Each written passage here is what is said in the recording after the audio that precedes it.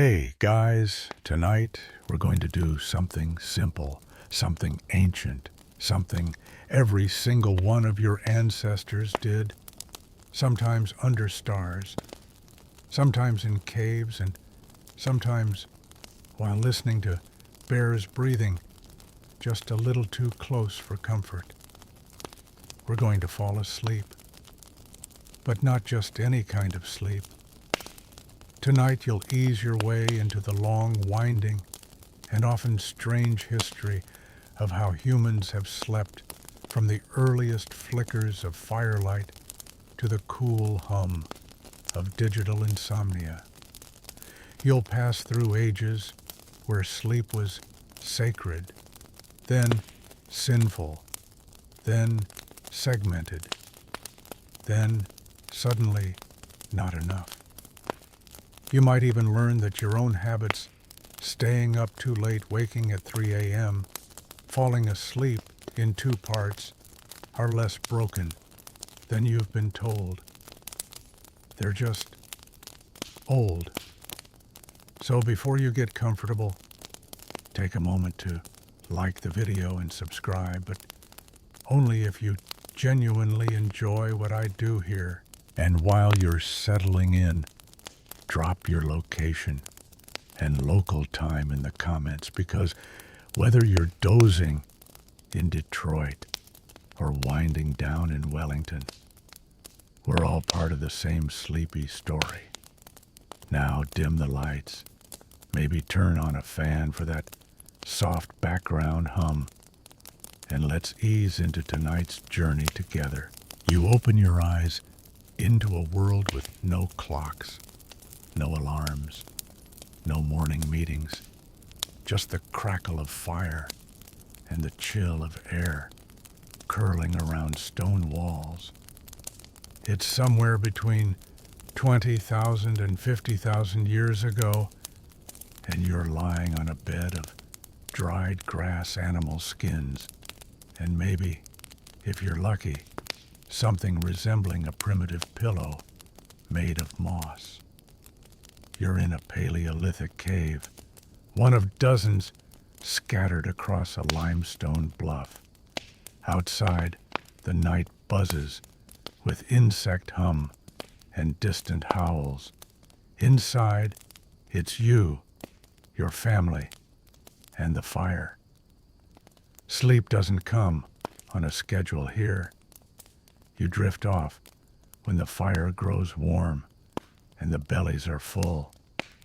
You wake when a breeze brushes your cheek or someone stirs too loud. You might sleep twice or 3 times. You don't measure the hours because time as you know it doesn't exist. But dreams, those are already here.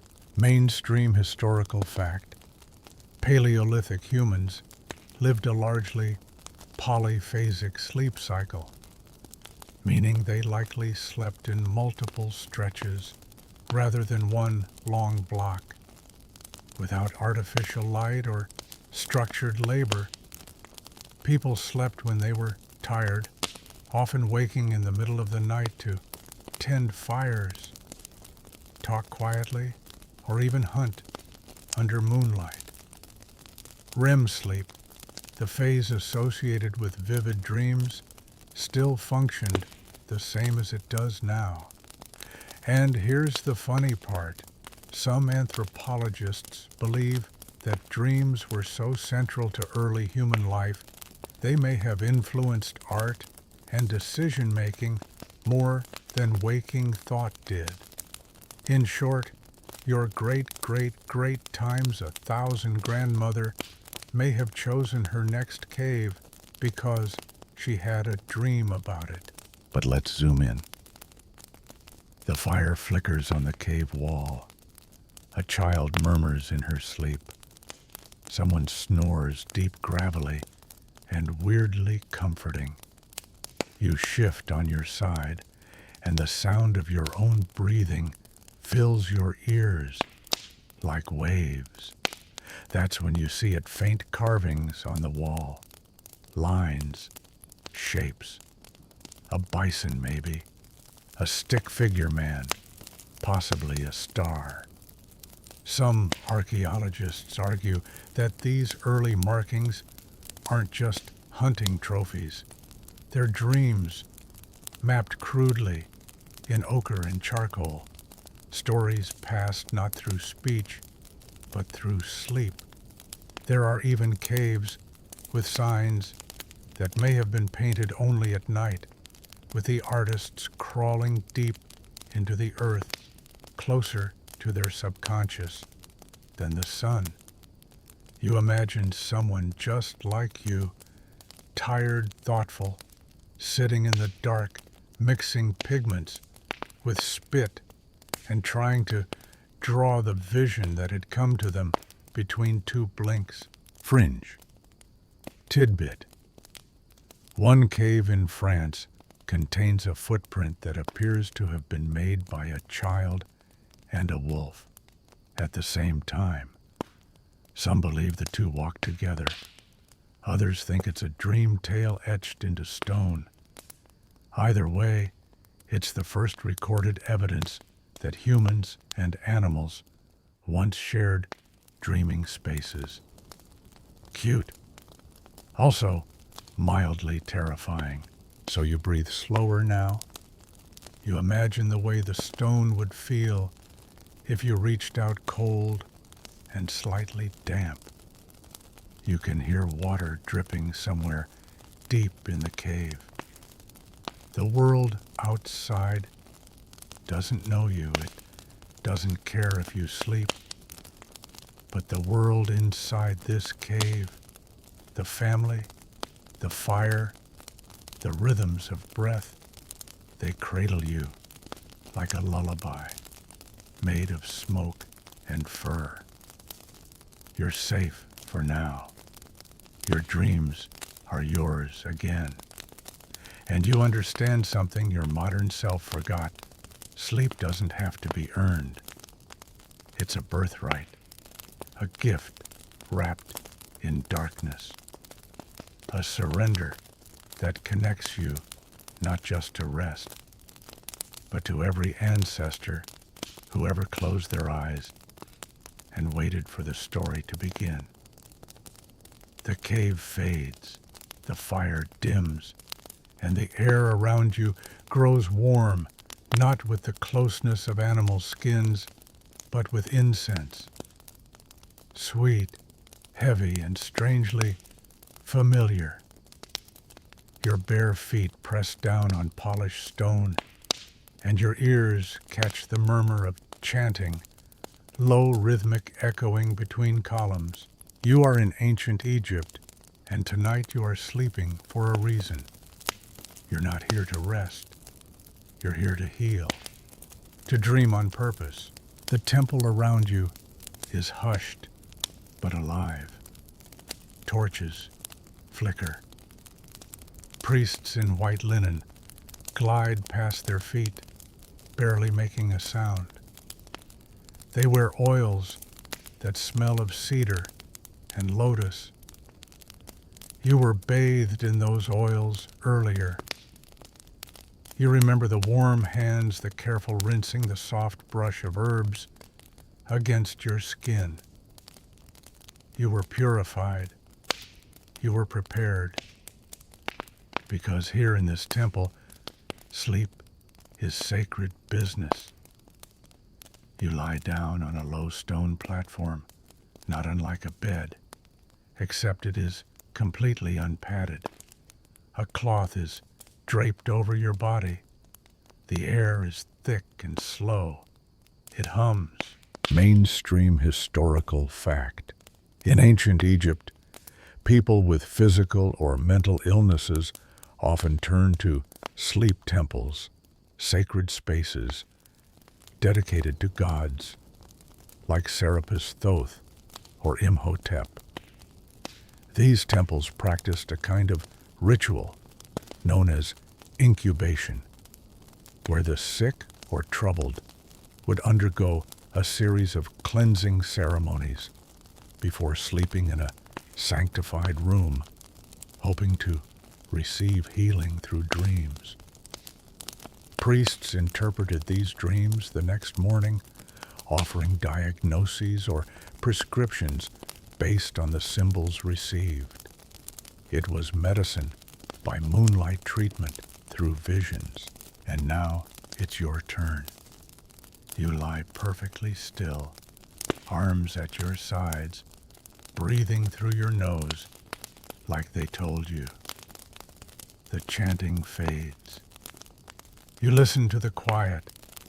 It's the kind of silence that's not empty, but full of waiting, of watching. You get the distinct impression that someone or something is paying very close attention to your next breath. You try to relax, but you're also painfully aware of how awake you feel. That's okay. It's part of it. They said the dreams come slowly. First, the tingling in your fingertips, then the floating feeling, then, well, no one ever really explains what comes next. Only that it matters. You think of the things you need healing from. A pain in your shoulder, a sadness you can't name, a memory that won't let go. You whisper the name of the God you were told to trust, Imhotep, and hope that's enough. There's a basin of water near the door. You remember seeing small strips of papyrus floating in it earlier. Wishes, requests, prayers. You didn't write one, but now you wish you had. Fringe tidbit. In one particularly obscure rite, the patient was given a small figurine to sleep beside, a carved likeness of a god or animal meant to absorb their illness. In the morning, the figurine was burned, or cast into the Nile. It was believed that the sickness had transferred from body to idol. There's at least one record of a temple that used live animals for this purpose. Snakes, mostly. How restful. Back in your bed, you finally start to drift. Your breath deepens. You hear water dripping again, but this time it's a fountain, not a cave. You smell crushed rose petals, sandalwood, something a little bitter. The torchlight flickers through your closed eyelids, painting reddish shadows across your vision. You sink deeper. And now the dream comes, not like a story, but like a space.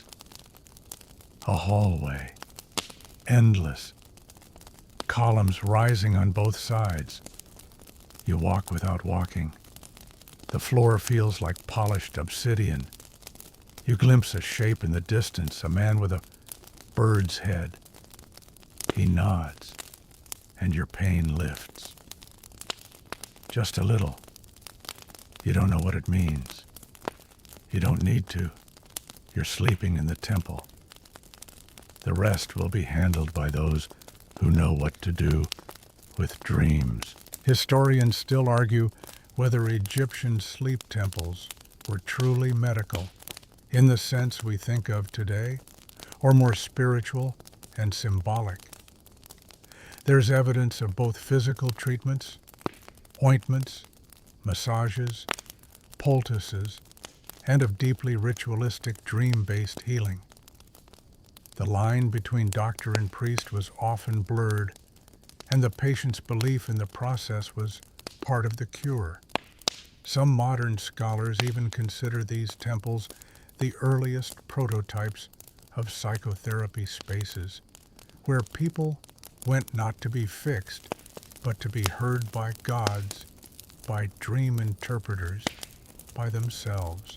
When you wake, the priest is already nearby, eyes soft, head tilted in curiosity.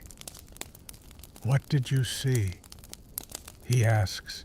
You try to describe it. The hallway, the bird-headed figure, the floating feeling. He nods. He's heard this before. He hands you a scroll, its surface covered in glyphs. You can't read it. You don't need to. He explains slowly, a mixture of resin and honey applied daily. A chant to whisper before sleep. A color to avoid. You accept the prescription without question. Something in you feels different already. Not healed, maybe, but seen. Outside the temple, the sun is rising over the Nile. You watch it move across the water like a slow god. People pass you on the path. Some are still drowsy. Others look completely changed. You press your hand to your chest where you dreamed the pain had lifted. You breathe, and though you can't remember every detail, you know one thing with certainty. Sleep is not just where you rest. It's where you receive, where you surrender, where you allow something older, wiser, or simply kinder to speak in symbols you'll spend your whole life trying to understand. You step away from the Nile, but you don't leave the idea behind that sleep could be sacred, that dreams could mean something. The warm breeze fades, the incense dissolves, and when you open your eyes again, you're standing on marble under a sky so bright it feels almost painted. This is ancient Greece, and tonight you'll sleep beneath a ceiling of stars inside one of the strangest clinics the world has ever seen. They call it an Asclepieion, a sanctuary dedicated to Asclepius, god of medicine, staff, twirler of snakes, and patron of dreams that whisper remedies. You've walked for days to reach this temple, and it shows. Your feet ache. Your mind's a blur of heat and hope. And still you keep going, because word on the road is that people have been healed here. The blind, the lame, the desperate, not through surgery or medicine, through sleep. They start you with a bath. Always a bath. Ritual cleansing, of course, but it also just feels good. They shave your head, rub you with oils, and feed you a bland meal. Not too much. Enough to satisfy, not enough to distract. Then they take your name, your complaint. They ask whether you've sinned lately, and whether you've been dreaming already. You lie a little. Everyone lies a little. The gods forgive it if the offering is good. Mainstream historical fact. The Greeks practiced a form of incubation almost identical to that of Egypt, but the Asclepieia were often grander, more widespread, and better recorded. Patients came from across the Greek world to sleep in these temples in hopes of a divine vision from Asclepius. They often slept in a special area called the abaton, a restricted space where only the dreamers and the snakes could go. Yes, snakes. Non-venomous serpents slithered freely through the temple grounds, symbolizing healing renewal and Asclepius himself. Some patients even hoped to be touched by one while they slept. It was seen as a divine confirmation. And now it's your turn. You're led into the abaton just before sunset. The air is cool shadowed. The walls are plain, but the floor is warm beneath your feet, heated by the stone and the memory of countless dreamers before you. Your bed is nothing more than a padded mat, a thin cloth, no pillow, They say too much comfort distracts from the divine. You lie down. The temple begins to quiet. Someone whispers a hymn to Hygeia, daughter of Asclepius and goddess of health. Her name means wholeness. You repeat it once silently like a charm, Hygeia. You think about your body, the ache in your back, the tension in your jaw, the thing behind your eyes you can't describe. You think about how it might leave you tonight like vapor, like sweat, like smoke. Fringe tidbit. Some ancient graffiti on the walls of these temples suggest that not everyone came for healing. A few came for revenge, asking the god to punish those who wronged them through sickness, madness, or bad dreams. And sometimes dreamers left notes warning others, don't fall asleep with a lie in your mouth. He'll taste it. Sleep here apparently came with rules. You close your eyes, and the world stretches. You're not sure whether you're dreaming or remembering. You're back on the road, but you're floating now, feet not touching the ground. Olive trees blur past. Someone singing in a language you've never heard, but somehow understand. A snake coils at your ankle and then disappears. Then comes the figure. Asclepius himself. He has no face, just light. He places a hand on your chest, and you feel your ribs open, not like surgery, but like a door. Something inside, cold and bruised, slips away. You don't cry. You just breathe. And then you wake. The priest is already beside you, holding a stylus. What did you see? You tell him. You describe the road, the floating, the hand. He nods, like he's heard it before. Maybe he has. He writes something on a small wooden tablet and gives it to you. You're told to carry it for a week, then burn it. It contains the name of the herb you'll need and a prayer to whisper as you chew it. You thank him. But part of you wonders, was the cure in the herb or in the dream? Historians still argue whether these dreams were genuinely diagnostic or whether the real power of the temples lay in ritualized placebo, the cleansing, the anticipation, the suggestion that help was already coming. Some scholars believe the entire process was an early form of cognitive therapy, a mix of symbolism, faith, and narrative designed to shift the dreamer's perception of illness. Modern doctors sometimes call this the meaning effect. It's when a treatment works not because of molecules, but because the patient believes it has purpose. The Greeks may not have known about serotonin, but they understood belief. You leave the temple at dawn, your steps slower but steadier. Other pilgrims are arriving, some limping, some chanting, some crying. You pass a statue of Asclepius near the gates. A snake curls around his staff. His face is worn smooth by time. You reach out and touch the stone just as others have. You whisper, "Thank you." And whether you were truly healed or not, you believe you were seen. You slept like someone sacred, and you'll dream differently now. You leave the temple and time folds again.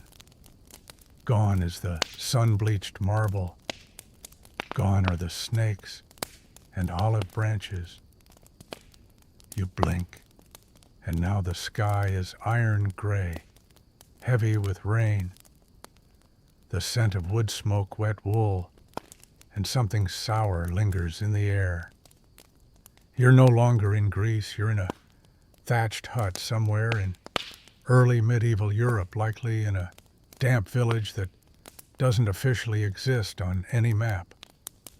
And tonight you're not just sleeping, you're trying to, because let's be honest, it's not easy here. The wind howls through cracks in the wooden walls. You share your bed with at least one other person, possibly more. The floor creaks with the weight of chickens. Somewhere, a pig snores. You hear your uncle cough again. It's been days. You pull a rough blanket over your shoulders. It smells like old barley and sheep. You hope the fleas are too cold to be active tonight. This is dark age sleeping, and it's more familiar than you'd think. Mainstream historical fact. In much of early medieval Europe, sleep was segmented. People often slept in two distinct phases. First, sleep lasted from sunset to around midnight, after which people would often wake naturally, stay awake for an hour or two, and then drift into a second sleep until dawn. This middle-of-the-night waking period was used for prayer sex, stoking the fire, brewing ale, telling stories, or if you were particularly unlucky, tending livestock in the mud. This two-part sleep pattern was normal, widely accepted, and even referenced in letters, legal documents, and literature. So here you are. It's after first sleep and you're wide awake. Not panicked, just alert. The fire's embers still glow red. You hear a pot bubbling somewhere. A child murmurs in sleep. You sit up, stretch your arms, and breathe into your hands. It's quiet enough to think, and that's the point. People of your time treat this wakeful hour as gifted time for reflection, or perhaps for things you would never dare say in daylight. You might kneel beside your straw mattress and whisper a prayer, not too loud in case the neighbors listen, or you might sneak out to meet someone. These hours are private, intimate, a world between worlds. Fringe tidbit. Some medieval folk believed that this middle-of-the-night waking was when your soul briefly left your body to wander the spirit realm, which meant you had to be careful not to speak too loud or startle anyone else, or you might snap their soul loose. There are even folk charms recorded from Ireland and the Germanic lands meant to tie down the soul during sleep, just in case it got too curious. You lie back down. You pull the blanket tighter. Fold your hands across your chest. Not in prayer this time, just to keep warm. The darkness outside the hut is complete. There's no moon tonight, just clouds and fog, and the long, slow drip of something leaking from the thatch. You stare at the wooden beams above your head and wonder how many others have stared at the same ones, not just in your hut, but across all of Europe, across centuries. People lying in the dark, listening, waiting, thinking, and eventually drifting. Historians still argue why segmented sleep faded from society. Some say it was the invention of artificial lighting, candles, lanterns, then gas, then bulbs that allowed people to stay up later and push toward a single uninterrupted block of sleep. Others suggest it was driven by industrial schedules, factory whistles, and train timetables forced people into more efficient patterns. But some researchers now believe you might still carry that old rhythm inside you. The 3 a.m. wake-up, the inexplicable clarity, the thoughts that only come when the world is silent. You're not broken. You're just ancient. You finally fall into second sleep, and this one is deep, heavier, weirder, wilder. Your dreams are filled with twisted forests and black birds, with people whose faces shift, with long tables and strange feasts. Nothing makes sense, and yet everything feels symbolic. You wake up just before dawn, heart beating faster than it should. You tell no one, not because it's a secret, but because here dreams are slippery. They're not something you write down. They live in the mist between night and memory. Besides, you have animals to feed. The world does not wait for dreamers. You dress in the dark. You put on boots, still wet from yesterday. The sky outside is just beginning to brighten blue-gray, indifferent. A rooster crows, a door creaks. Someone else is already stoking the fire. You're back in your body, back in the routine. But as you carry the bucket to the well, you catch yourself remembering a detail from that dream, a white tree blooming in winter, a voice that called your name, a feeling that lingered like a perfume you don't recognize.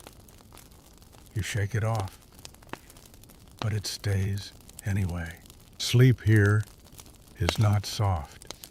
It's functional, a necessity, a release, and occasionally a message, even if you're never sure who sent it. You blink again, and this time you're in a stone cell, not prison monastery. Though if you ask your lower back, it might not know the difference. The bed is little more than a wooden plank with a thin sack of straw. The walls are cold, damp, and bare, except for a small wooden crucifix hanging crookedly above your head. A single candle flickers beside it, casting long, narrow shadows across the walls, like silent fingers stretching to keep you still. You're not here for comfort. You're here for discipline. And tonight's sleep will be earned, not granted. Welcome to the monastic night where sleep isn't a right, but a concession. You've joined the brothers of this Benedictine order, not because you're particularly devout, but because you're curious. Curious how men who deny so much of the world still manage to live inside it. Curious what kind of dreams they might have when most of their day is spent repenting or copying manuscripts. Spoiler alert, they don't sleep much. Mainstream historical fact: in medieval monastic communities, especially among the Benedictines, Cistercians, and Carthusians, the daily schedule was structured around the divine office, a system of prayers recited at fixed times throughout the day and night. These included matins, typically around 2 or 3 a.m., lauds around dawn, and several others through the day, which means just as you begin to sink into something resembling rest, a bell rings, and your body, trained like a sheepdog, rises. The monks shuffle from their cells in silence, robes rustling against cold stone. No talking, just prayer. Sleep is broken not by bad dreams, but by divine obligation.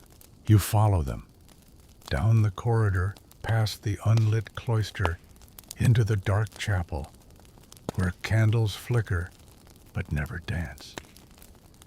You kneel on cold stone, bones creaking. Someone starts the chant. Plain chant, they call it. No rhythm, no harmony. Just one voice and then another and another rising, like mist weaving like breath. It's strangely hypnotic. The kind of thing that, if you weren't so tired, might actually lull you to sleep. Fringe tidbit. In some remote monasteries, monks were encouraged to sleep standing up, leaning against a special wooden support with slats for the arms and knees. The idea was that lying down was too indulgent, too tempting, too soft. Some orders even refused pillows, believing that comfort opened the door to sinful dreams, or worse, lustful demons. They weren't exactly chill about sleep hygiene. After the psalms and readings, you shuffle back to your cell. You've earned your second sleep, but it's short-lived. There's no mattress to soften the silence, no privacy, no warmth, except what you can hold close. You lie flat on your back and stare at the ceiling, where spider webs flutter like banners. You think about the chant still echoing in your ears. You think about the line that stuck with you, in nocte vigilabo ad te. In the night, I will watch for you. Are they watching for God, or is God watching them? Or less comfortingly, both. You drift off. This sleep feels different, not secular, not indulgent. It's dry lean, almost clerical. Your dreams are clearer than usual, more like visions. No strange forests or melting faces, just a beam of light, a page turning itself, a key resting on an altar. Things that don't scare you but somehow weigh on you. You wake just before dawn, heart strangely calm. And for once you're grateful for the cold. It helps you remember where you are, and maybe even who you are. Historians still argue whether monastic sleep deprivation contributed to spiritual enlightenment or hallucination. Some scholars suggest that chronic interrupted sleep altered the monk's mental state just enough to produce intense dreams, visions, or revelations that were mistaken for divine encounters. Others believe the monotony and deprivation were less about achieving visions and more about breaking the body to strengthen the soul. Either way, they weren't napping between Zoom calls. You rise with the sun wash with icy water and begin copying scripture in a freezing scriptorium. Your fingers are numb by the second line. Your feet ache, but your mind clear, empty in that strange monastic sense, like a chalkboard wiped clean. Tonight you'll do it again. The bell will ring, the chants will rise, and maybe the dream will return. The key on the altar, the page that turned itself. You're starting to wonder what it's trying to show you, and if it's meant for you at all, or if you're just a visitor in someone else's long holy dream. You leave the monastery, and without fanfare, you're on a ship, or perhaps not quite a ship, more like a heaving plank of misery held together with pitch and prayers. The wind is sharp, the waves endless, and your stomach is already considering mutiny. This isn't a pleasure cruise. It's medieval travel, and it comes with no guarantee of comfort or sleep. The wood beneath your head is slick with seawater and someone else's regrets. Rats skitter in the shadows, chewing through ropes and food supplies. And yet against all odds, people did sleep out here. You, now among them. Tonight you're trying to sleep below deck and you're quickly learning why most people don't.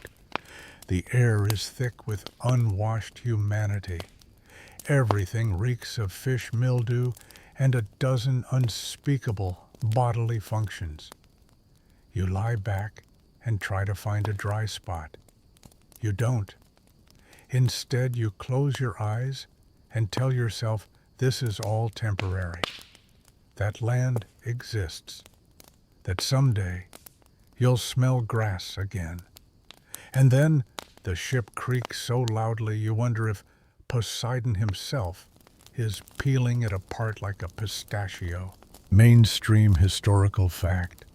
In the Middle Ages, long sea voyages were rare for most people. But when they happened, especially for crusaders, pilgrims, or traders, they were grueling. Sleeping arrangements ranged from hammocks, if you were lucky, and Spanish to slings, straw mats, or simply the floor. Crew and passengers often slept in shifts, crammed in with cargo and livestock. Sleep was constantly interrupted by storms, shifts, and general terror of dying at sea. The concept of a private cabin with a cozy bed, pure fantasy. Even the wealthy suffered, just less loudly.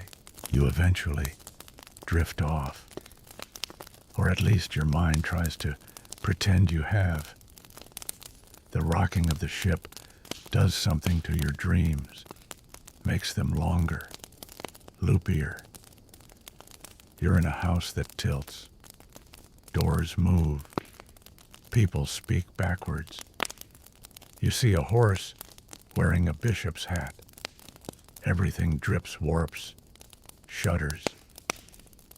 The sea is leaking into your head, and you can't stop it. You wake with salt on your lips and a bruise on your shoulder from a falling barrel. Welcome back. Fringe tidbit. Some medieval sailors believed in mare spirits, phantom horses that galloped across the waves and caused storms. To appease them, a coin or token would be sewn into a sail or a piece of hair tied to the mast. More superstitious crews kept a carved face near the bow of the ship to watch over the vessel at night, claiming it could see dreams coming across the water. You try not to look too closely at the grim little face carved into the beam above your head. It hasn't blinked yet. You eat a hard biscuit that's mostly weevil. You drink water that tastes like a wooden shoe. Someone starts singing, "Below Deck, it's not a good song." Or maybe it once was. But after 6 days on sour rations and 0 sleep, it sounds like a threat. Still, you close your eyes again, because there's nowhere else to go, and eventually the sea finds a rhythm. Your body, broken by fatigue, submits. You sleep not because it's comfortable, but because you must. Sleep on the sea is like a blackout curtain for the brain. When you hit it, you're gone. Deep, cold, dreamless. Historians still argue whether medieval travelers suffered long-term cognitive effects from weeks or months of this kind of sleep deprivation. Some suspect hallucinations and erratic behavior at sea weren't just from fear or starvation, but from being unable to achieve restorative REM sleep for prolonged periods. Yet ship logs rarely mentioned sleep as an issue. It was just accepted. One more hazard among many, like storms, pirates, and rats that knew how to open bags. You awaken because someone yells land. You stumble, topside eyes crusty, back screaming, and there it is, a smudge on the horizon. Green, steady, real. Your feet have forgotten what stillness feels like, but your mind, somewhere in its fog, remembers the dreams, the warped house, the dripping sky, the carved face. Sleep here was like being smuggled through the night, illegal, risky, but somehow you made it. You disembark with shaking legs and sunburned ears. And though you'll sleep better on land, part of you will miss the sea, because out there, dreams weren't bound by anything, not walls, not gravity, not even sense. You've made it to land, but not just any land. The year is somewhere around 1327, and you've arrived in a bustling medieval city, narrow alleys, timber-framed houses, leaning like gossiping neighbors, and the ever-present scent of too many people living too close together. Welcome to the early days of urban sleep, a world where the sun doesn't dictate everything anymore, but neither does electricity. You're trapped somewhere in between. You rent a room for the night. It's on the third floor of an inn that smells like beer horse sweat and cabbage stew from 3 days ago. The mattress is stuffed with hay and moss. You share the room with 2 strangers, a rooster someone smuggled in, and what might be a rat named Gregor. You do not get a key. Mainstream historical fact. In medieval cities, overnight lodgings were often communal and chaotic. Travelers might share beds with total strangers called sleeping partners. This wasn't seen as scandalous. It was economical. Inns charged per bed, not per person, and the idea of having a room to yourself was reserved for nobility or hermits. Even wealthier homes crammed multiple family members into a single chamber. So yes, you share a bed tonight. And yes, he snores. You lie on your side, facing the wall, which has a damp spot shaped vaguely like a horse. Your bedmate, a spice merchant from Norwich, mutters in his sleep something about cloves. You consider asking him about it in the morning, but decide you'd rather never speak again. The room sways slightly with the sounds of the tavern downstairs, cups clinking, someone laughing too hard, a lute being played by someone who definitely lied about knowing how to play the lute. You think of your bed at home. Then you remember you don't have one. You're just passing through. Fringe tidbit. In some parts of Europe, innkeepers believed that bad dreams were contagious. They would sprinkle rosemary and juniper under mattresses to ward off shadow sleep. Some even hung painted charms above the bed, usually crude pictures of saints' owls or disapproving angels giving side-eye to your unconscious soul. The belief was that if one person in the bed had nightmares, the evil could ooze sideways like spoiled stew. You reach under your mattress and feel something crunchy. Juniper breadcrumbs. Best not to investigate. You eventually fall asleep. Or more precisely, your body gives up.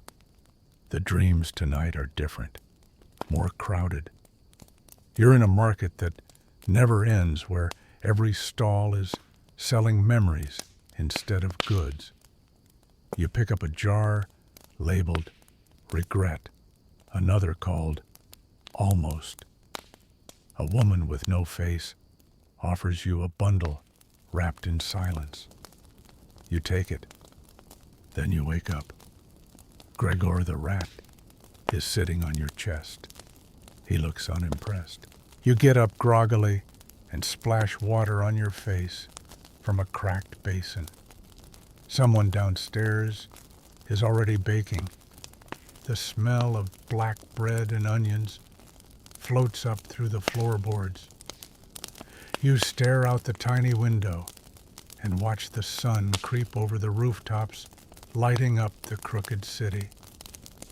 You don't feel rested, but you feel reshuffled. Like your thoughts have been moved around in the night, rearranged slightly, as if your mind went out window shopping while you were unconscious. Historians still argue how well people really slept in medieval cities. Noise, filth, and the density of human life made for terrible sleep hygiene by modern standards. But there's evidence through letters, religious texts, and diaries that people adapted quickly. They accepted interruption, discomfort, and strangeness as part of the night. Sleep wasn't sacred. It was a utility, something you took when you could in whatever state the world handed it to you. And somehow they survived. Snoring merchants, gossiping floorboards, Gregor and all. You pack up your few belongings. Your coin pouch is lighter. Your back is tighter. But the city hums with life. And you know you'll remember this place. Maybe not the name. Maybe not even the faces. But the feeling of sleeping in a room that was never still, that pulsed with dreams, not just your own. You step into the street, and the sun hits your eyes. A new day begins, and already you're wondering where you'll sleep tonight. This time you don't go far. You simply slip sideways into a cottage with a thatched roof, nestled between two low hills, where the sky is ink black and the stars actually show up for work. A dog barks once in the distance and then decides against further commentary. The hearth is low and red with embers, and a single candle throws shadows against the rough plaster walls. This is peasant sleep, and it begins before the rooster even gets the memo. You're inside a modest medieval home sometime around the 14th century. Everything smells faintly of smoke wool and turnips. There are no bedrooms here, just space. Some of it warm, some of it slightly damp, all of it claimed by someone or something. You sleep on a straw-stuffed mattress laid directly on the floor. A wooden beam hangs low overhead. The ceiling sags slightly in sympathy with your spine. There's a family here. A big one. No privacy, no partitions. The baby, the grandparents, the goats, all here, all welcome. And as the fire dims and breath slows, everyone begins to do what they can with the night. Mainstream historical fact. In medieval Europe, especially in rural areas, the idea of a dedicated bedroom didn't exist for most households. People often slept communally in a single room with their family members and sometimes animals, especially in colder climates. The hearth was the central hub, and the cycle of sleep was tied closely to the rhythms of fire, darkness, and temperature. So, no, you're not imagining that faint snuffling sound behind you. That's a goat, and she's also trying to sleep. You fall asleep to the muffled sounds of breathing, then crackling embers, then nothing. But then you wake up. Not fully, just enough. It's sometime after midnight. You have no idea how long you slept, only that you're in between now. And you're not alone. Across the fire, someone else stirs. The old woman wraps a shawl around her shoulders and begins to mumble a prayer. The man next to her stokes the hearth. A child sits up, drinks from a cup, and lies back down. No one is alarmed. No one tells you to return to sleep, because this is normal. Welcome to the era of segmented sleep, also known as first sleep and second sleep. Fringe tidbit. The idea that people once slept in two phases called first sleep and second sleep has been backed by historical documents, including medical texts, diaries, and court records. During the wakeful period between the two sleeps, people might read, pray, talk, smoke, even engage in intimacy. It was a quiet, liminal space where the mind could wander freely. Some even called it the watch. You lie back, eyes open, feeling the glow of the hearth dance across the beams. It's not insomnia. It's just intermission. During this time, you notice something strange about your thoughts. They're softer, rounder, like dreams bleeding into consciousness. You remember an old song you haven't thought about in years. You imagine what a candle might say if it could speak. You think about a friend you miss and wonder if they're awake too, wherever they are.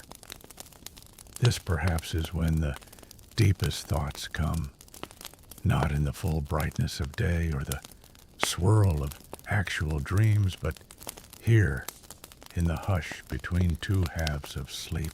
Historians still argue why segmented sleep faded away.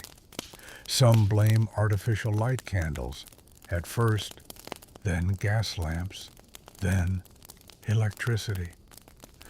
Others point to changing work schedules, urbanization, and industrialization. But no one can say exactly when people stopped waking up at midnight and started expecting 8 straight hours of unconsciousness. Some even wonder whether segmented sleep is more natural to the human body, our ancient circadian rhythm, than the single block we chase today. Still, in this cottage, it's just how things are, and no one seems in a rush to change it. Eventually, you lie down again. The room is darker now. The candle's gone. Only the embers blink at you from the hearth. You close your eyes, not because you're exhausted, but because you're ready. And slowly, gently, the second sleep takes you. This time your dreams are different. Not vivid, not scary, just ordinary. You till a field that never ends. You stir a pot that smells like tomorrow. A bird lands on your shoulder and tells you a joke that makes no sense but still feels right. You wake just before dawn. Light seeps in through the window slats, slow and blue. Someone has already begun to boil water. The goat is awake and judging you. Your back aches. Your feet are cold, but your mind clear. You've slept twice, and somehow that feels more whole than anything else ever has. You don't leave the countryside, not yet. This time you stay rooted in that same low, smoky cottage. But the mood shifts. The air grows heavier. The sun sets earlier.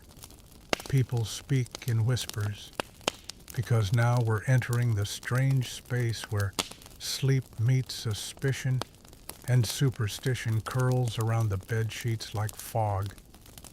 You're lying in the same straw mattress, but tonight something feels off. The dog won't stop pacing. The fire keeps flickering like it's uncertain of its own light, and the old woman across the hearth has placed a bowl of salt by the door. You didn't ask why, but now you're wondering. Someone nearby has been accused of sleepwalking. That may sound harmless now, but here, in this time, in this place, sleepwalking isn't seen as quirky or stress-related. It's dangerous and possibly demonic. You turn over trying to shake the unease, but stories cling to the rafters like cobwebs. Mainstream historical fact. During the later Middle Ages and early Renaissance, unusual sleep behaviors like talking in one's sleep night terrors or walking unconsciously were often interpreted through a spiritual lens. Many believed that the sleeping soul was vulnerable to external influence, including witches, demons, or the devil himself. Certain towns documented cases of nocturnal wandering as signs of possession or witchcraft, especially if accompanied by claims of flying, floating, or communing with spirits. Yes, sleepwalking could get you burned. Fringe tidbit. In parts of 15th century Germany and Switzerland, night terrors were called Alpdrücken, literally elf pressure, believed to be caused by a supernatural being that sat on your chest while you slept, suffocating you slowly. Victims often described waking in the middle of the night, unable to move, with the sense that someone or something was on top of them. Sound familiar? That's because it's what we now call sleep paralysis. But here, it isn't a neurological glitch. It's a warning, so you don't talk about it. You lie there, unsure if your limbs are yours. You imagine the shape of an Alp watching you from the corner of the room. You tell yourself it's just a shadow, or a stool, or a sack of flour pretending to be evil. Your breathing slows, but not in peace. You fall asleep like you're surrendering, and in your dream, you're flying, up over trees, over roofs, over mountains. Someone beside you is laughing. You try to see their face, but it's blurred, shifting like smoke. You feel both afraid and free. When you wake, your hands are cold and dirty, and someone has moved the bowl of salt. No one speaks of it. In the weeks to come, more dreams arrive. Some are ordinary spilled soup, forgetting your shoes, running from pigs. Others are not. You dream of dark woods, of flames, of women whispering your name from behind doors, that don't exist in the waking world. People begin to look at you sideways.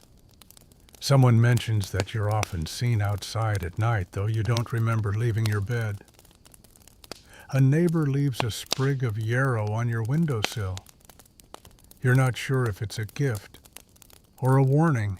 Historians still argue whether these nocturnal behaviors were ever truly unusual or if people simply paid more attention to dreams and sleep disruptions in eras where mystery was the default explanation. Sleep was seen as porous, leaky, vulnerable, a time when the soul wandered, the devil whispered, and one's body could be used by forces unknown. Was it spiritual panic, or the result of bad food stress and no noise-canceling curtains? Hard to say, but you start to stay up later, just in case. And yet, sleep always wins. One night, you give in. No salt, no prayers. You close your eyes and let the dreams do as they please. This time they're quiet. You sit in a chair made of moss. A bird lands on your knee and gives you a map you can't read. A woman hands you a bowl of soup and says it's all right now. You're only dreaming. And when you wake, the fire is still glowing. The cottage is silent. No one is watching you. You don't feel possessed. You feel understood. Maybe that's all dreams ever were. Not messages, not warnings. Just your own mind finally speaking in the only language it has left. You awaken not to bird song or firelight, but to the clatter of hooves on stone and the whir of carriage wheels. The air smells less like smoke and more like inked tallow candles and roasted chestnuts. You've drifted into the early modern city, specifically a tall, crooked townhouse in the 17th century, somewhere in northern Italy or France. The streets below are awake long after dark, and so are you. The walls here are lined with books. A quill rests on the desk, and beside it, a half-drunk cup of something dark and bitter. Not wine, not ale, coffee. You've entered the age of ideas, of salons, pamphlets, debates, and the beginnings of insomnia as we know it. In fact, you might already have it. You lie in a feather-stuffed bed, but your eyes won't shut. Thoughts leap from your mind like unruly students. Philosophy, poetry, politics, taxes. You're not even worried about anything in particular. Your brain just refuses to quiet down. You blame the coffee. You should have stopped at 1 cup, maybe 2. But someone at the salon kept pouring, said it would make your thoughts more agile. They did. Unfortunately, they also made your brain behave like a tavern, at closing time loud, chaotic, and full of arguments. Mainstream historical fact. In the 17th and 18th centuries, coffee houses exploded in popularity across Europe. These were not sleepy establishments. They were buzzing hives of conversation, gossip, and sometimes revolutionary ideas. Coffee, newly imported and addictive, began to reshape how people thought about wakefulness. Suddenly, staying up late became a virtue among intellectuals and creatives. Sleep began to lose its sacredness, and insomnia became a byproduct of brilliance. It wasn't, "I can't sleep." It was, "I'm thinking." Fringe tidbit. Some early physicians believed coffee could literally cause phantom voices. if consumed too late at night. One French doctor warned that excessive coffee invited impish hallucinations and carried the soul beyond its veil, which translated from 17th century polite French basically means if you drink too much coffee after dark, don't be surprised if your furniture starts whispering to you. You stare at your writing desk. It says nothing, for now. You try to focus on something relaxing, perhaps the ticking of the clock on the mantel, or the glow of the candle melting down to a stub, or the draft leaking through the shutters and brushing your ankle like a curious ghost. You lie on your back and count backwards from 100. You make it to 74 before remembering a letter you forgot to send, the name of someone you kissed once at a party, and a very compelling argument about whether art should imitate nature or transcend it entirely. It's going to be a long night. Outside you hear laughter. It's nearly 2:00 a.m., and people are still walking the streets discussing Rousseau and Voltaire, and whether the baker's daughter really did dance with that Prussian soldier. Sleep feels optional, like a choice you could make, but also one you might skip. You feel a little bit proud of your insomnia, like it means you're finally interesting. You get up and write 3 pages of nonsense in a notebook you'll lose by morning, but still, those 3 pages feel like progress. Historians still argue whether this shift in sleep habits was purely cultural, or if the introduction of artificial light and stimulants literally rewired people's circadian rhythms.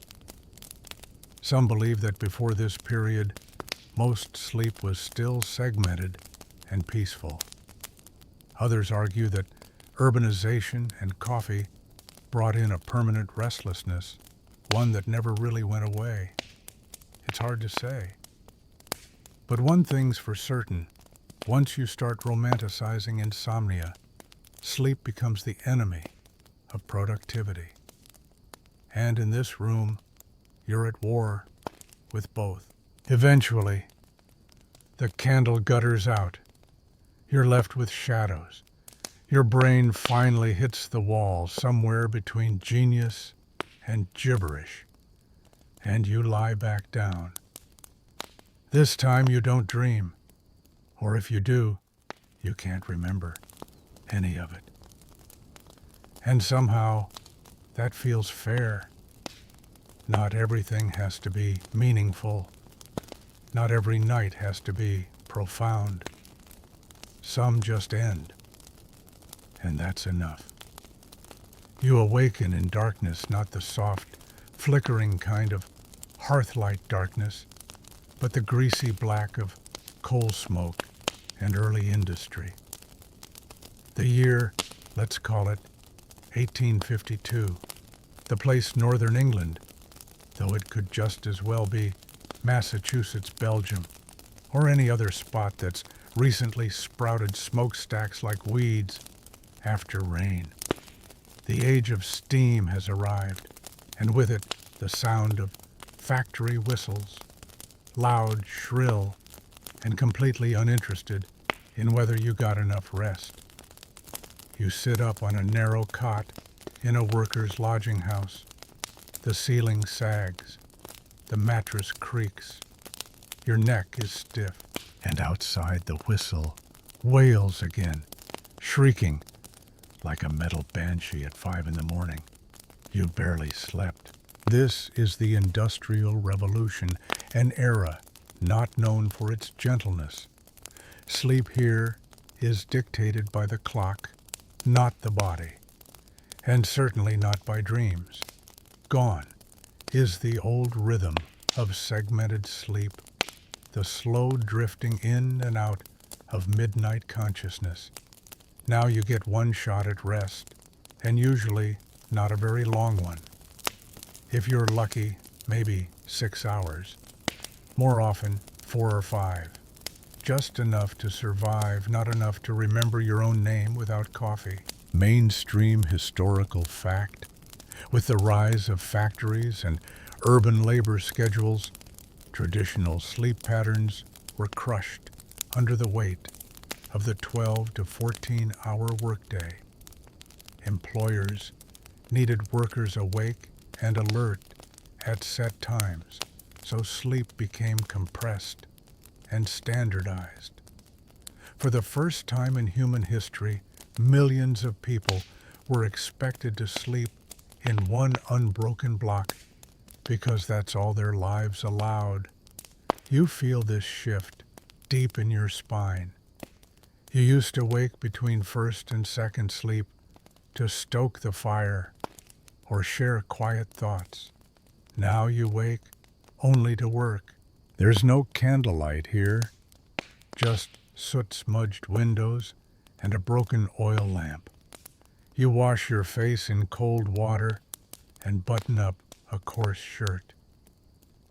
As you step outside, the street is already alive. Boots, clomping carts, rattling children crying because their parents are leaving for a shift. The sun isn't up yet, but the town's lungs are already heaving smoke. You trudge to the mill shoulders, tight brain fogged. Inside, the machines are deafening. You stand beside a loom, or a printing press, or a conveyor line, something fast, hot, and dangerous.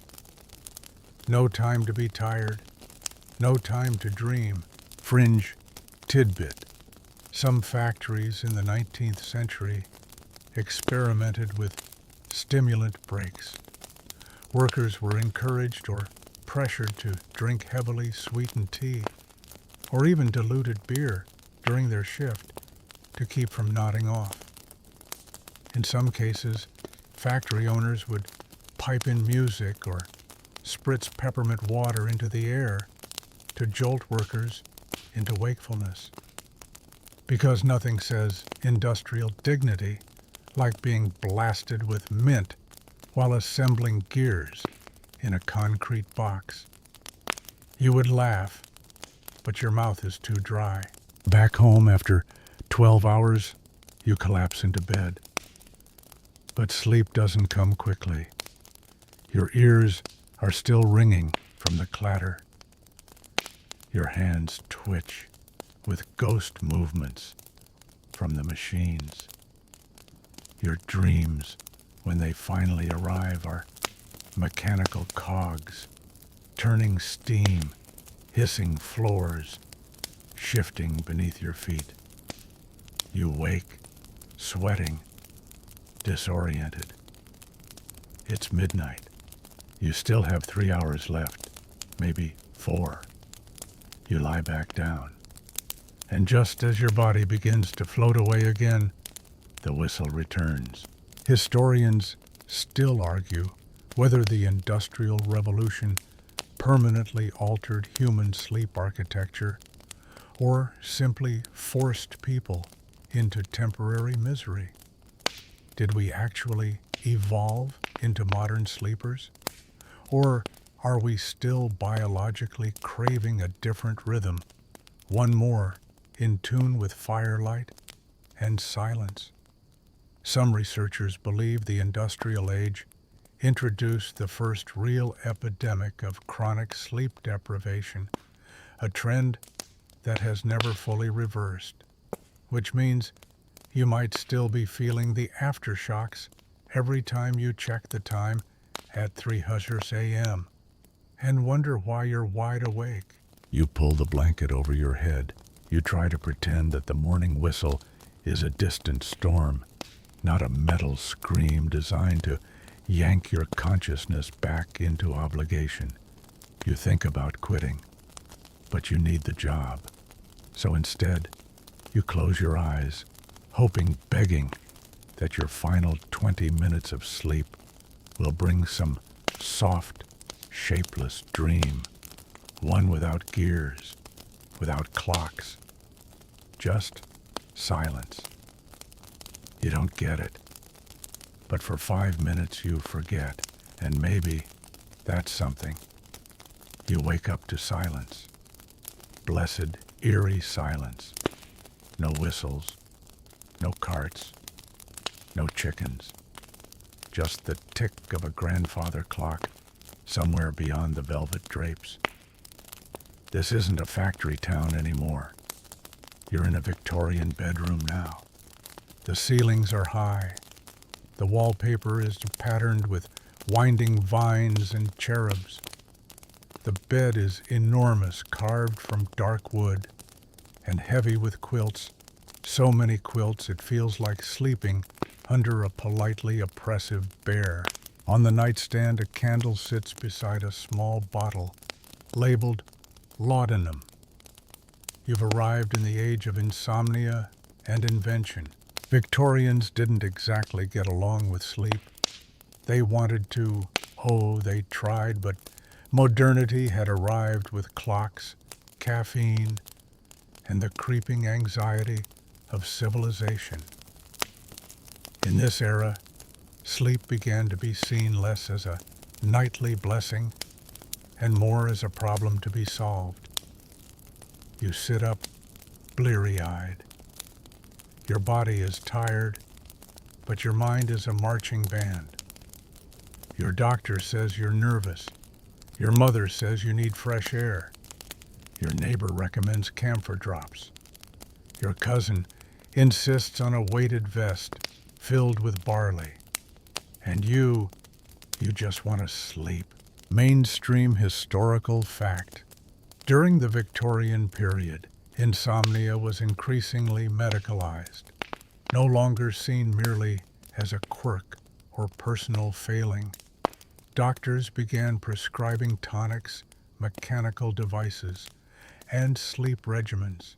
Advice books from the time are filled with strict bedtime protocols, including when to dim the gaslight, how to position your feet, and what moral thoughts to think before drifting off.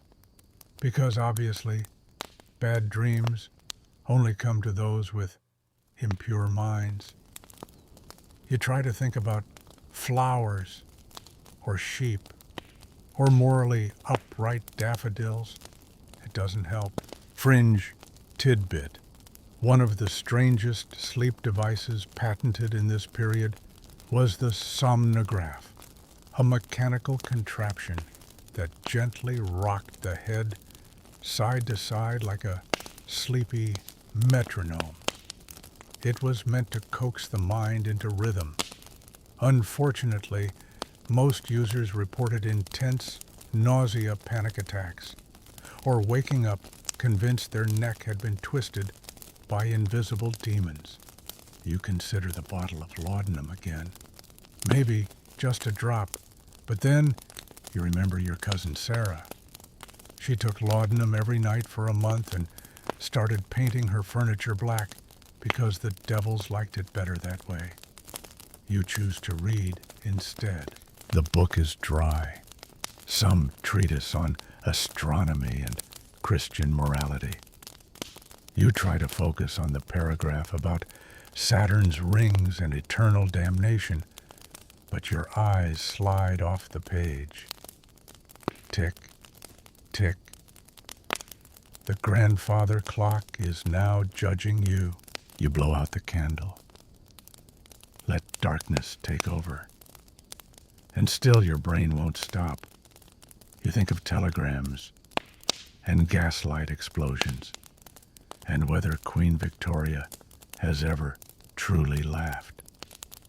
You wonder if sleep is retreating from you deliberately. You wonder if you did something to offend it.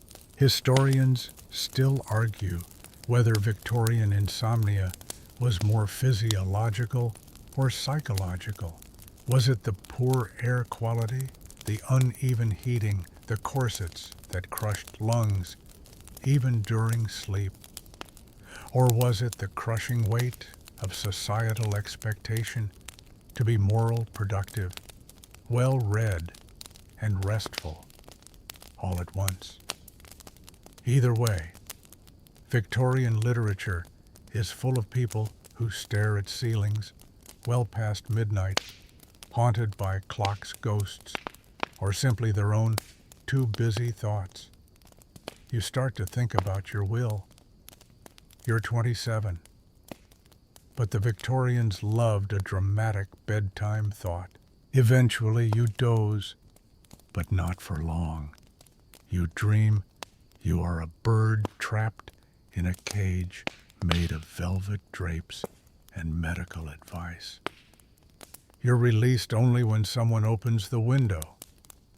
That someone is wearing a nightcap and muttering about electromagnetic sleep currents. You don't ask questions. You just fly. You wake up with your face in the astronomy book. The candle has melted into a misshapen blob. Your neck hurts. But for a few hours, you were gone. And in this era, that's a victory. Victorians may have invented the light bulb, but they also invented the 300 a.m. existential crisis. And that is oddly comforting, because it means you're not alone in your restless bed. This time you don't even pretend you'll fall asleep naturally. You don't fluff your pillow. You don't try warm milk. You don't stare at the ceiling reciting the alphabet backward while counting imaginary sheep on Valium. No, tonight you reach for the drawer, and inside that drawer is relief, or at least oblivion. A small bottle of opium tincture, a paper-wrapped lozenge of morphine, or perhaps a glass vial of ether with a scrap of cloth folded neatly beside it. You're still in the Victorian era, but you've wandered into its darker, softer corners where sleep arrives in clouds, not cycles. It's not so much that you're tired, it's that the world is too much. The noise, the grief, the heartbreak, the overthinking, the expectations. So you retreat not into sleep exactly, but into dissolution. Because this is the golden age of the pharmaceutical night. Mainstream historical fact. In the mid to late 19th century, the widespread availability of opiates revolutionized how people approached sleep and pain. Morphine laudanum, chloral hydrate, and ether were sold over the counter and heavily marketed for everything from teething children to overworked bankers. Many used these substances not just to dull pain, but to chase a kind of perfect sleep, uninterrupted by sorrow, memory, or clocks. The line between a sedative and a sweet escape blurred quickly. So did the line between rest and dependence. You soak the cloth in ether and press it gently to your face. At first, nothing, then a lightness, as if the world is being pulled away from you, layer by layer. You're not falling asleep. You're floating into something softer. Your body is still. Your breath slows. And in this dreamless place, you don't exist as a person with thoughts. You're just absence, fringe tidbit. Some Victorian aesthetes believed opium dreams were a doorway to higher consciousness. Writers like Thomas de Quincey described their chemically induced visions as lush tapestries of ancient memories and metaphysical truths. But others, especially exhausted housewives or melancholic students, just wanted to stop crying long enough to sleep for 3 uninterrupted hours. You don't know which one you are. Maybe both. Maybe neither. You don't care. You're not here anymore. When you finally stir, your mouth is dry. Your fingers are numb. And the edge of your pillow smells faintly medicinal, like the waiting room of a forgotten sanatorium. You've slept, technically, but it feels less like rest and more like erasure. You try to remember what you dreamed. Nothing. Only fog. Historians still argue whether the Victorian reliance on sleep-inducing substances was an unavoidable byproduct of industrial stress, or a deliberate cultural shift toward chemically controlled rest. Some frame it as a form of self-medication for a world becoming too loud, too fast, too demanding. Others suggest it was a marketing success where companies profited from the belief that nature alone wasn't enough to guarantee peace. Either way, it marked the beginning of a trend that never really stopped. A pill for every problem, even the ones that whisper only in darkness. You stare at the bottle in your hand, still half full. You tell yourself you won't use it tomorrow. You'll try tea instead, a warm bath, a quiet walk before bed, something natural. But when the night comes, when the silence stretches tight and your heart taps out Morse code into the sheets, you'll probably open the drawer again, just one more time, just enough to drift, to forget, to float. Because sometimes sleep isn't about dreams, it's about survival and whatever gets you through the night. You wake up feeling nothing, not refreshed, not exhausted, just neutral, as if your body has completed a task without telling your soul it was doing it. Welcome to the early 20th century. It's the 1920s now, and you're lying in a neat white-painted bedroom with lace curtains and an alarm clock that clicks faintly with every second. The modern world is starting to hum. Outside streetcars, electric lights, jazz records. You sit up and realize that sleep has changed again. No longer sacred, no longer indulgent, no longer chemical. Now, it's just functional. You are a modern person, and modern people are expected to sleep in neat blocks of 8 hours, preferably from 10 to 6, with no interruptions and no fuss. If you wake at 3, don't tell anyone. If you cry into your pillow, do it quietly. If you're still tired, smile anyway. Mainstream historical fact. By the 1920s, sleep was becoming medicalized, normalized, and standardized like never before. The 8-hour sleep model promoted by labor reformers and early sleep researchers became the societal norm. Advertisements boomed with slogans like, "Get your 8," or "An efficient worker is a rested worker." Sleep wasn't just health, it was productivity insurance. And so you obey. You lie down at 10. You set your alarm. You worry about whether you're sleeping correctly. Fringe tidbit 1.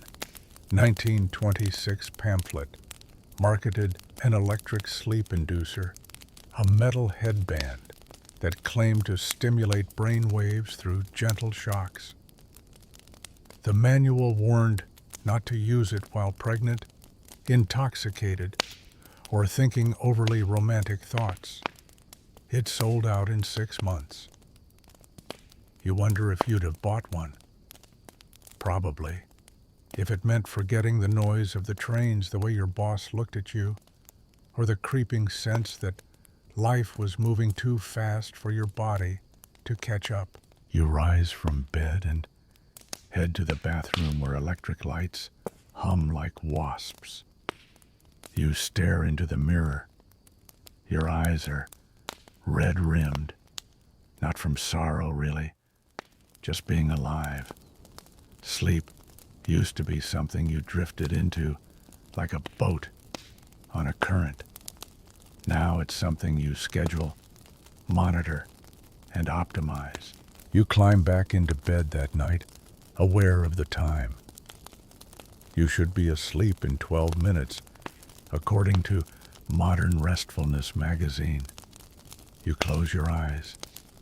Nothing happens. You breathe deeply. Still nothing. You turn on your side. Nothing. You flip your pillow. Still nothing. You sit up, pull the sheets around your knees, and stare out the window. The street lamp buzzes. A couple argues quietly down the street. A dog barks. The modern world does not sleep. It just pauses. And even that feels temporary.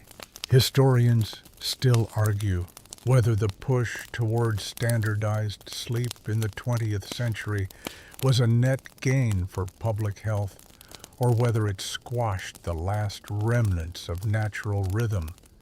The industrial model of 8 hours work, 8 hours sleep, 8 hours leisure sounds balanced, but it left no room for seasonal drift segmented sleep or spiritual dreaming. It turned rest into a responsibility, one you could fail, and many did. You eventually drift off. You dream of stopwatches and clipboards, of bed inspectors who grade your unconsciousness, of dreams written in Times New Roman, double-spaced. You dream of dreaming and whether you're doing it efficiently enough. And when you wake, the alarm buzzes exactly on time. You get up. You brush your teeth. You try not to yawn too hard. There's work to do. Rest is over. So is mystery. So is moonlight. At least, until tonight. You're not in a bedroom anymore. You're in a lab. Wires are taped to your scalp. Electrodes suction to your temples. A soft mesh cap tightens around your skull, holding you in place like a well-meaning jellyfish. A camera watches from the corner. Somewhere behind the glass, a technician in a white coat sips coffee and watches your brain waves bloom across a screen like awkward little fireworks. This is the late 20th century. Welcome to the scientific age of sleep. You lie back on a hospital-style cot in a darkened room that smells faintly of antiseptic and stress. The sheets are clean, the blanket thin. Above you, a tiny red light records your every blink, twitch, and eye. They've told you to sleep naturally.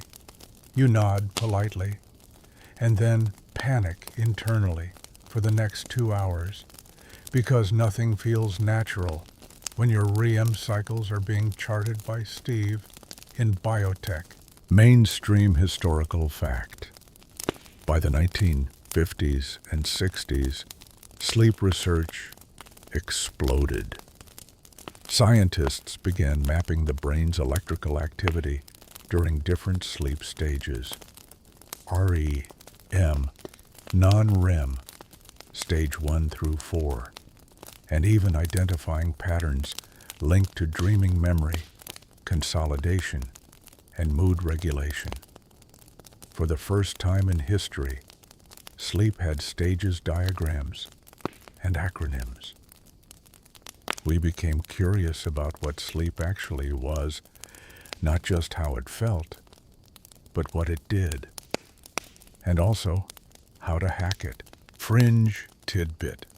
In 1972, a researcher tried to induce lucid dreaming in volunteers by flashing strobe lights into their sleeping eyes at regular intervals. The subjects reported vivid dreams about police sirens, disco balls, and bizarrely, a talking goat named Marvin. The experiment was deemed inconclusive, but somehow got funding again. You wish Marvin would show up tonight. Instead, you dream of the lab. You dream of wires and blinking lights, and a man writing subject exhibits mild limb flailing in permanent marker. You wake up with the mesh cap stuck to your head and the technician smiling politely. You hit REM at 2:43 a.m., he says. You nod as if that means anything. You're not sure if you slept or just performed sleep for an audience, but they got their data, and you got a juice box. Fair trade. Back home, you read articles about circadian rhythms and melatonin. You try blackout curtains. You try light therapy. You stop drinking caffeine after 2 p.m. You start drinking it again at 1:45. You learn that the average adult needs 7 to 9 hours of sleep. You also learn that nobody you know gets that. So maybe the average adult is mythical, like unicorns, or well-rested teenagers. You try apps, meditation podcasts, weighted blankets, audio that whispers things like, "You are drifting now," while a synthesizer sighs in the background. You once fell asleep to the sound of a woman reading tax code. It was strangely comforting. Historians still argue whether the modern obsession with measuring sleep has made us more restful or more anxious. When you start tracking your own dreams like stock prices, it's easy to forget that sleep is also supposed to be wild, messy, unstructured, a little dangerous. Not everything you experience at night needs a bar graph. You sigh, close the app, unplug the smart light. Tonight you lie on your side and try not to think about your brainwaves. You tell yourself, I'm just going to rest. No pressure, no performance. But you know Steve is still out there. And so is Marvin the goat. Somewhere in your subconscious, holding a disco ball. You smile and finally sleep. It's late. Too late.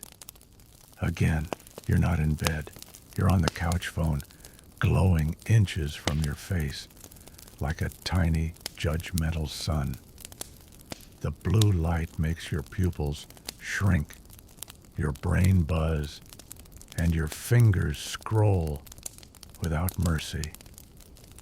You told yourself you'd just check the weather. That was 45 minutes ago. Now, you're watching a video of a raccoon folding laundry and wondering if that counts as productivity. Welcome to the 21st century, the age of sleep procrastination. You are tired, but you are also online. And somehow, the second one always wins. Mainstream historical fact. The 2000s saw a global decline in average sleep duration. Screen time skyrocketed, work hours lengthened, and the boundaries between night and day collapsed under the weight of glowing rectangles. Sleep disorders increased, but so did sleep content apps, blogs, YouTube videos, and even sleepfluencers who live stream themselves dozing off. Because nothing says rest like being watched by strangers on the internet. You toss your phone onto the carpet and pull a blanket over your face. You try breathing exercises. Inhale, 2, 3. Exhale, 4, 5. But your brain has entered late night, random thought mode. Do bees sleep? Did I pay the gas bill? Would I survive a zombie apocalypse if I had to carry my dog? Fringe tidbit. In 2014, a Japanese company developed a robotic pillow that mimics human breathing. As you hug it, the device inflates and deflates like a sleeping torso, allegedly calming your nervous system through subconscious breath synchronization. Reviewers described it as surprisingly intimate and mildly disturbing. One man named it Kevin. You think about Kevin. You kind of want one, but also you fear the emotional attachment. Eventually, you give in and scroll again. You fall into a sleep subreddit where people post their dream logs like poetry. I was a mailbox in a hurricane. Felt powerful. I kept trying to dial 911, but my phone turned into a goldfish. Dreamt I married a pasta chef. He was nice. You close the app, you're smiling. Somehow that helps. Because sleep in the 21st century isn't just a function. It's a shared experience. A collective longing. A digital campfire we all sit around, whispering our strange little dreams to strangers with usernames like snoozebutton13. Historians still argue whether the modern world will ever recover a natural sleep rhythm, or whether our brains are now permanently rewired by notifications and deadlines. Sleep scientists urge tech detoxes, blue light filters, and sleep hygiene routines, but the truth is, we've changed the night. And maybe that's okay. Maybe sleep doesn't have to look like it did before. Maybe it just needs to feel safe. You plug in your phone one last time. Set the alarm.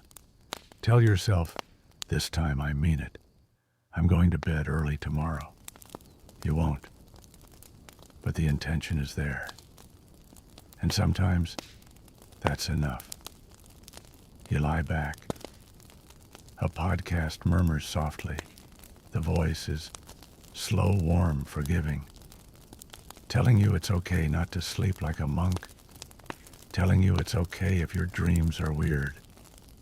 Telling you that raccoons fold laundry now. And with that, finally, you drift. You're older now. Not in the poetic way, actually, older.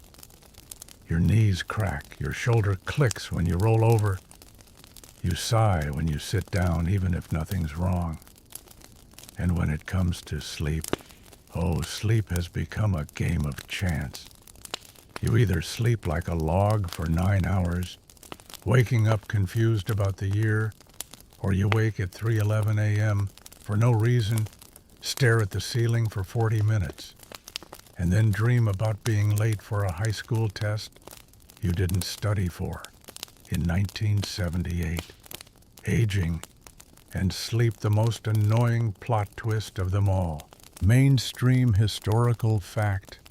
As people age, their sleep architecture changes. Deep sleep, slow wave, diminishes. The circadian rhythm shifts earlier. Older adults often wake more frequently, sleep less deeply, and feel less rested, even after technically being in bed for 8 hours.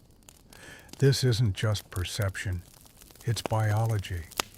The body literally stops producing as much melatonin and other sleep-facilitating hormones. In other words, the older you get, the more likely sleep becomes a light drizzle instead of a satisfying thunderstorm. You get into bed earlier now, not because you're sleepy necessarily, but because you know it's going to take a while. You bring a book. You bring tea. You bring reading glasses. You bring that one specific pillow with a dip in it that supports your neck just right. You are a walking bedtime ritual. You are the high priest of preparation. Fringe tidbit. In one 1983 geriatric sleep study, researchers found that 11% of participants over 70 claimed they slept better in a chair than in bed. One man explained that it felt like falling asleep in church, which was always easier. He later clarified he meant it fondly. You sort of get it. Sometimes the couch does feel safer than the bed. Sometimes you don't want to lie flat and face your thoughts. Sometimes you just want to doze upright, wrapped in a blanket like a sentient baked potato. And those thoughts, they're different now. Not racing like they used to, but echoing. Echoes of people who used to be here. Echoes of things you didn't do. Echoes of things you did do and wish you hadn't. Sleep isn't about escape anymore. It's about making peace. Historians still argue whether the segmentation of elderly sleep is a flaw of aging or a feature of evolution. One theory: humans may have evolved to sleep lightly in old age as a protective measure, a way for elders to guard their families or wake quickly if needed. In other words, your fragmented sleep might once have made you the village's MVP. You like that idea. You imagine yourself with a walking stick sitting by the fire, keeping watch while the children sleep. You are wise. And yes, you're tired. But that's okay. You sip your tea. You turn off the light. You stare into the dark and whisper to yourself, let's see what kind of dreams we get tonight. Sometimes you dream of old houses. Sometimes you dream of running. Sometimes you don't dream at all, but you wake with the soft sense that something good visited you and left before morning. And sometimes you just sleep. No fanfare, no analysis, just sleep. And that's enough. Tonight you're not alone. You lie in bed, but someone else is already there beside you. They're snoring softly, a kind of rhythmic wheeze that would drive your 25-year-old self up the wall.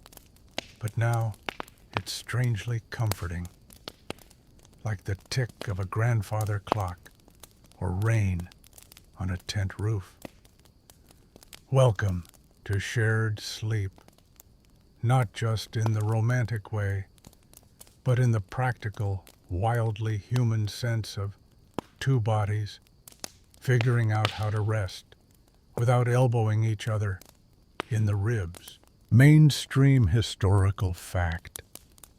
Sharing a bed has always been a part of human history, but the meanings have changed. In earlier centuries, people often shared beds, not out of affection, but necessity. Families, travelers, even strangers in inns. But in the 20th and 21st centuries, sleeping with a partner became a symbol of intimacy. Studies show that around 60% of adults in long-term relationships share a bed every night, even though, ironically, many sleep better alone. But hey, who's in this for logic? You and your partner have developed an ecosystem. They like the room warm. You like it cool. They need total silence. You need white noise and one terrifying podcast host telling ghost stories in a calm voice. So, you compromise, which means you have a fan on a sleep timer set to 30 minutes and a blanket truce that begins every night and ends around 3 a.m. when someone gets cold and steals everything. That's love. Real, rumpled, REM-deprived love. Fringe tidbit in Iceland. There's a growing trend called the sleep divorce, where couples sleep in separate beds, even separate rooms, not because they dislike each other, but to preserve sleep quality. Some even send each other goodnight texts from opposite ends of the house. When asked, one woman said, "He's the love of my life. I just don't want his feet near me after midnight." You respect her honesty. You remember a time when you thought sleeping together was all candles and whispered secrets.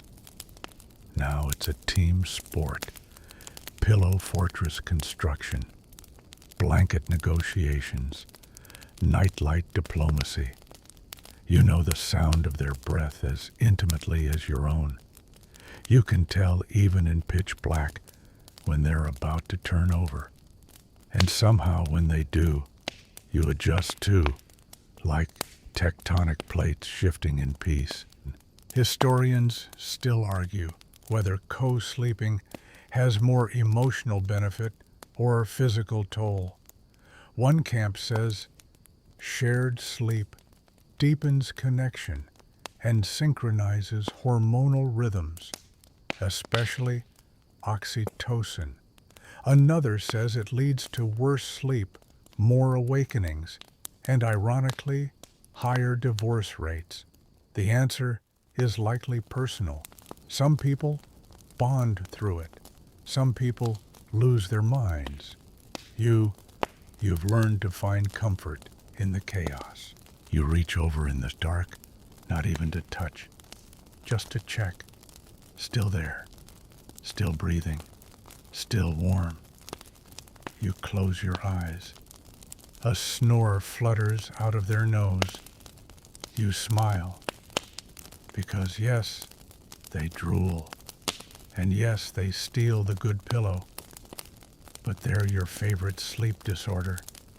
And somehow, after all the centuries of solo monks, medieval co-sleeping inns, dream tracking, and electric headbands, this is the version of sleep that feels the most human, messy, imperfect, shared, and beautiful. It's storming outside, not dramatically, just the kind of rain that taps lightly on the window and makes the world smell like wet pavement and leaves. You lie there in the hush between thunder rumbles, listening, not moving, not needing to. There's something comforting about the weather, doing what weather has always done. Something eternal. And tonight you're thinking about dreams, not the vague ones you barely remember, or the weird ones where your dentist is a centaur, but the big ones, the archetypes, the kind of dreams that show up across cultures, across time, across continents and centuries. The kinds of dreams that whisper, "You are not the first to feel this." Mainstream historical fact. In the ancient world, dreams were not considered brain static or emotional leftovers. They were messages, prophecies, divine interventions. The Babylonians had full dream dictionaries. The Egyptians believed dreams came from the gods. In ancient Greece, the god Morpheus literally entered your sleep to shape your dreams. Temples of healing like the Asclepians had dream chambers where people would fast sleep and await guidance in their visions. Today you have YouTube, but maybe you still believe just a little. You once dreamt you were flying, but not in the superhero way. You were floating low to the ground like your body was full of helium and regret. You woke up confused and then calm. That's the strange power of dreams. They rarely mean what you think, but they always mean something, even if it's just that your brain is lonely and wants to pretend it's a bird. Fringe tidbit. In the 1600s, a man in France claimed he could dream on commission. People would pay him to go to sleep thinking about their problems. The next morning, he'd offer a solution, claiming it had been delivered in a dream by a blue-robed monk with a cabbage for a head. His nickname, Le Songeur, the Dreamer. No one knows how much money he made, but his journals contain over 3,000 dream interpretations, 12 recipes, and at least one complaint about soggy shoes. You hope he slept well. Now and then, you wonder if dreams are just echoes of your past selves, or your future ones, or people you'll never meet. You dream of a hallway you've never walked down, a field you've never seen, a voice calling your name that doesn't sound familiar but still feels like someone who knew you once. Historians still argue whether dreams have psychological utility or are just a byproduct of the brain's nightly cleanup. Some believe dreams help us process trauma, rehearse danger, or emotionally regulate. Others argue they're random firings, a neurological screensaver. The debate lives on. Meanwhile, every night, humans close their eyes and enter a private theater with no director and no exit signs. You think maybe both are true. Maybe some dreams are just noise. But others, they're visits, memories in disguise. A door opening somewhere quiet. You turn over, the rain has softened now. You feel yourself slipping into that warm, marshy place between wakefulness and dream, where logic loosens and time bends. Your thoughts don't make sense anymore, but they feel right. A feather floats by. A childhood song hums in the distance. Your dog from 10 years ago runs ahead, happy. And your last waking thought. This makes no sense at all, and you've never felt safer. And here you are, again, at the edge of sleep. It's a strange place, isn't it? Where your body is still anchored to the mattress, but your mind begins to float slowly, gently, like a boat untying from its moorings. You can still hear the distant hum of the fridge, the fabric of your pillowcase, maybe even your own breathing. But you're not fully here anymore. You're slipping into the deep. But before you go completely, let's walk one last time through what sleep has meant to the world and maybe what it still means to you. Mainstream historical fact. Across millennia, sleep has served as more than rest. It's been used for prophecy, for healing, for reaching gods and ancestors. Ancient shamans crossed into dream worlds to retrieve knowledge. Indigenous cultures honored dreams as spiritual bridges. In Europe, entire religious orders believed that nighttime visions could reveal sins yet confessed. Even the Catholic Church kept dream diaries not for Freud, but for faith. No matter the time or place dreams whispered, you are not alone in the dark. Tonight your sleep carries none of that pressure. You don't need a message from a saint or a warning from a comet. You don't even need to understand the strange symbols your subconscious throws at you. You just need rest, and that's enough. Fringe tidbit. In the 1970s, a man named Lee Hadwin began sleep drawing. He'd wake to find his hands smeared with charcoal pencils, scattered, and incredibly detailed sketches covering the walls of his apartment. He claimed no artistic ability while awake, and doctors verified it. His dream drawings sold for thousands. He said he didn't mind.